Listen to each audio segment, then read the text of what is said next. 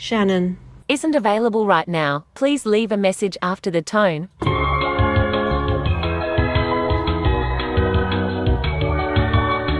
Tell me you have a short attention span without telling me you have a short attention span. I have this habit of starting things and not finishing them. Not because I plan to, just because life happens. I get distracted, I move on, sometimes I just forget. And now I have this collection of half-done projects, unfinished books, ideas just sitting in my notes app collecting dust. So today I figured I'd go back and look at some of them, see if they're worth finishing or if they should just stay where they are. Because honestly, some things probably don't need to be finished. There's always this little guilt attached to unfinished things though, like I should finish that, or why did I stop it in the first place? But looking back, I think the why is actually more interesting than the thing itself. Did I stop because I got too busy, because I lost interest, or was it something like I was afraid it wasn't going to turn out the way I wanted it to? And that got me thinking, if we're always growing and changing, then of course some things are going to get left behind. It's not necessarily failure. Sometimes it just means we're not the same person who started them. I feel like this can apply to faith too. We all have things in our spiritual life that feel unfinished. Maybe it's a habit we wanted to break, or a prayer that we stopped praying, a part of ourselves that we thought would be different by now. And you know, I had to get out my Bible, but this reminded me of Philippians chapter 1 verse 6, which is, being confident of this very thing, that he who hath begun a good work in you will perfect it unto the day of Christ Jesus. Which is a great reminder that even when we feel stuck or like we haven't made any progress, God is still working. We might see ourselves as unfinished, but he definitely doesn't. And honestly, that's kind of a relief. But then there's also the other side of this. Sometimes we hold on to things just because we feel like we should finish them, even when they don't fit anymore. For example, have you ever held on to something because letting go of it would feel like a failure in itself? An old goal, an expectation, a relationship, just because you started it? I think this is what they call sunk cost fallacy. And let me just read another couple of verses to you from Isaiah's chapter 43. Remember not former things, and look not on things of old. Behold, I do new things, and now they shall spring forth. Verily you shall know them.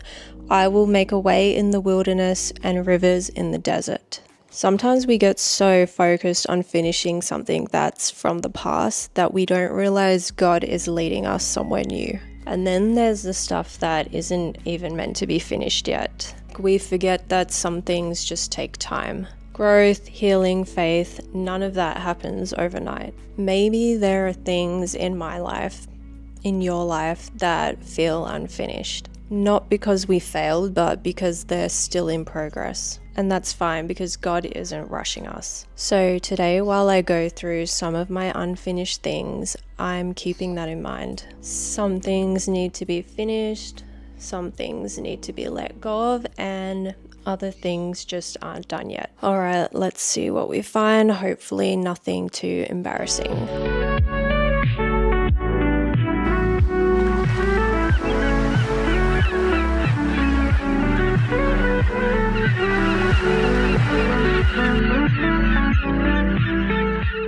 So it's been about 3 weeks since I filmed that last video, and I haven't done a single thing that I mentioned in that last video. Did I reorganize my life? No. Did I paint a picture? No. But I did go to some farms and pick up some fresh fruits. I've been eating fruit and that feels productive. And I did a few colouring in pages, which I would say is character development. But other than that, I haven't finished any of those unfinished things.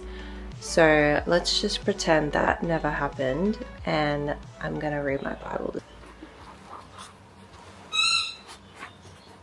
And as you can see, I am up to the book of Jeremiah. I'm only just getting up to chapter 3, but so far it's just God calling everyone out, like holy confrontation. I keep reading and thinking, wow, this can be me, but I also know statistically that it definitely is. And right off the bat, God is showing just how much mercy and love that He has for us. So it says, "It is commonly said, if a man put away his wife, and she go from him and marry another man, shall he return to her any more? Shall not that woman be polluted and defiled? But thou hast prostituted thyself to many lovers. Nevertheless, return to me, saith the Lord, and I will receive thee." So that first verse of chapter 3 is God basically saying, even if you mess up in ways that disqualify you, come back anyway. He's using the analogy of divorce and unfaithfulness to show just how far Israel had gone, but he flips it and then he just says, come back to me anyway, which is kind of crazy to think about how much His love endures. It's blunt and it's convicting, but it shows just how much God loves us, basically. And chapter 3 basically goes on with God calling out Israel for worshipping every idol under the sun and being unfaithful everywhere. But in the end, He's basically just calling them to come back home. He's not asking them for a performance or to do this or that. He's just asking them to come home to Him. And that to me is like, we don't deserve that, but God gives it to us anyway. So it makes me think, how can we do all these things when we have such a loving and kind and merciful Father? It's not a light read, but I think there's something just so comforting about it. But anyway, I'm gonna go have my coffee and think about all the ways I've spiritually face planted this week. But before I have my coffee, look at this. So one of the things I have been meaning to do for weeks, which yes, I know is very embarrassing, is to clean this coffee table. It's just, I don't even have words to explain it, but I have the house to myself today, and this is my top priority, to clean this disgusting coffee table. It's got tissues, cables, chocolate coated coffee beans. It literally has like at least 5 tubes of hand cream, and most of them probably empty. Snack crumbs, cough lollies, everything but the kitchen sink, as they would say. So that is my top priority after I have my coffee. Okay, it is finally time to clean this coffee table. I have my paper towel and my surface cleaner, and you guys are going to be a witness to this. This is history happening right now. And if there ever was a reason that someone would think that I was rich, it would be the way I use paper towels. I use these things like I breathe air. And is it bad for the environment? Probably, but honestly, I don't care about that right now because I'm not using some manky old towel over and over again because I'd have to wash it like more than every day. So we're going with the paper towels and the environmentally powered by earth surface cleaner, so I think that balances it out. And now I'm going to stop stalling and clean this coffee table. Now, the thing about this is that I live with a man who doesn't know how to clean anything up. So he literally ate all my banana chips except these little crumbs and then didn't put the rest in the bin. So I'm going to give these to the ducks. And then I bought this dark chocolate, but it's actually so feral. Like, why is there a screwdriver on the coffee table? There's literally nothing here that needs to be fixed with a screwdriver. more hand cream, more lotion, heat patches. This beard comb, this is literally obviously old jar stuff, that's not mine. More hand cream. It's empty, why not just put it in the bin? Anyway, we're gonna get it done today. The problem is finding somewhere to put all this crap because it's obviously still getting used if it's on the coffee table. And I think I've come up with a solution, and that is to dump it all on his work desk. Why didn't I think of that earlier? And if you're wondering why we have so many hand creams, it's because of our line of work, bricklaying and landscaping. So our hands get really dry really quickly. But it would be great if we could just use one at a time until it's finished and then, you know, get another one. Not have 50 out on the table all at once.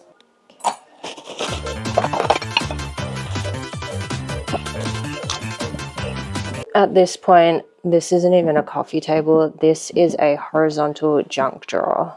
But we're changing that today. Allegedly, there's a coffee table under here, but we'll see. Is this like the most riveting vlog content you've ever seen? Guys, look at this dust.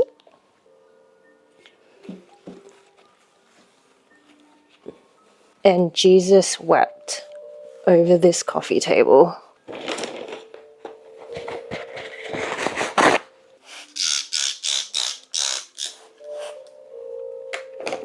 Guys, see how many paper towels I use? If a paper towel company wants to sponsor me, that would be great. Okay, how much better does this look? But now see the state of the sofa. Now it's time to carefully curate the clutter.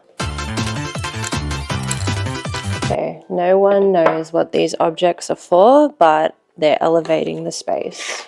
Should probably put my metronome where my violin is, which is right there. Okay, so this is about as much stuff as a coffee table needs, and it's probably too much stuff already. And my solution was to throw all JR's stuff in his junk drawer, but that's another problem for another person. But the minimalism is achieved for now. It's giving guest might come over, but probably won't because I don't have any friends to invite over. But that took what, 10 minutes, and I was putting it off for months. I mean, I've been putting off a lot of things since Christmas really. I mean, look at this. I still have Christmas decor up. If that's not embarrassing, I don't know what is. I still have a Christmas cat cookie jar in my kitchen. So now that I'm on a roll, I might as well put those away too.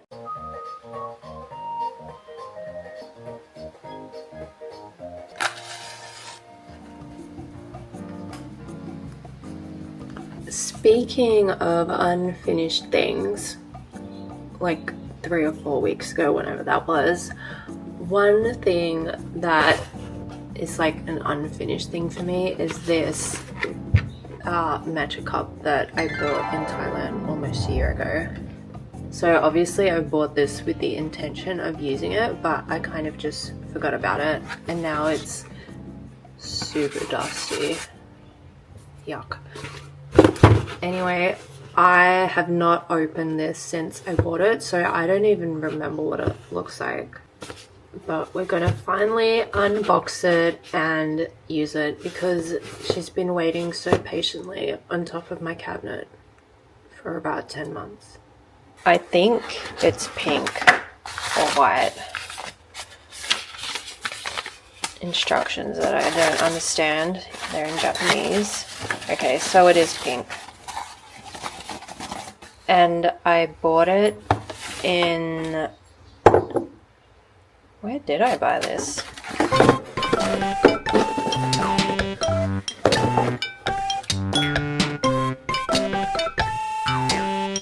don't know what that means.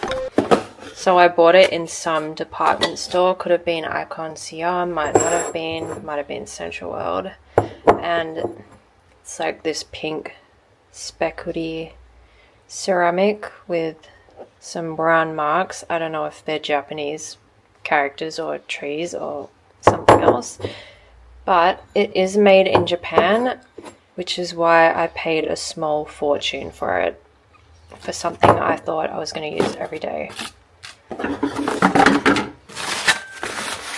This is actually the only matcha cup I have, and I don't intend on buying any more, but I do have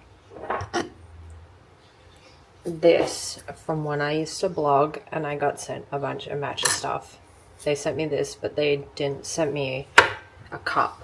Anyway, now I have a cup. I can use the best matcha that can be found in Australian supermarkets, which is this. It comes pre-packaged in little sachets. The brand is Ito N. And I used one sachet to make muffins yesterday, and it's actually really green, so that's a good sign, I suppose. And I should probably wash this out. She's washed out and looking beautiful. What I've learned from TikTok is that you should boil some water and fill the cup up to warm it up, I'm guessing. Oh, I think I was supposed to soak this in boiling water, so let's do that again.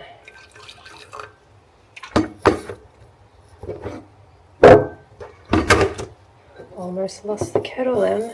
I don't actually know what I'm doing, so if you're here for a matcha tutorial, stop this video and find a better one. And then come back and see how I did. Okay. Whisk 1 packet of matcha in a 1/4 cup of hot water until even. I don't know what that means. I think I'm supposed to sieve it into the cup, but I don't think I have a sieve. I don't have a sieve, but I have this strainer thing. And because it's for tea, I'm going to use that.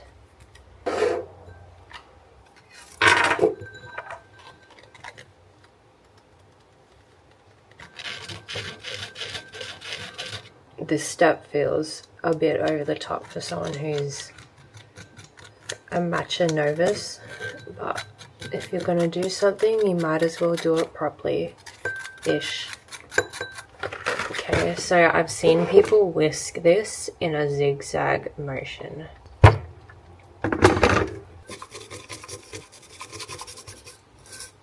If you're Japanese and you're offended by this, I apologize. By the way, guys, we went to this matcha bar that opened up in town, and it looked like a cute spot, but we were watching him make it, and he literally used Tropica matcha to make it, which was a disappointment because the matcha was like this grayish brown color, and it was in one of those cardboard takeaway cups, so you wouldn't know unless you open the lid. And I suppose the matcha tasted okay. I got a strawberry matcha, but it was pretty disappointing for the price. And I just feel like if you're gonna have a cafe based on a certain type of drink or food, you should use the best quality ingredients you can for it, and I don't think Tropica comes under good quality matcha. And I don't really know much about matcha, but I know if it's not green, then it's probably rubbish. So this is what it's looking like. Very foamy and bouncy. I don't know how long I'm supposed to do this for, but it's quite therapeutic. But I think I will stop there. I'm going to have matcha over coconut water because it seems like it would maybe work. I read that, oh, this coconut water is yellow, that you should put cream in it if you want it to sit on top of the coconut water. or whatever drink you're making, but I don't know how much cream to put. That in the matcha, and we'll whisk it again. It doesn't look like it's doing anything. Maybe it wasn't enough cream.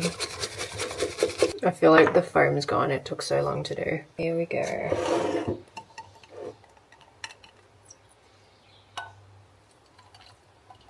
Yeah, that didn't work. Oh, at least it's green.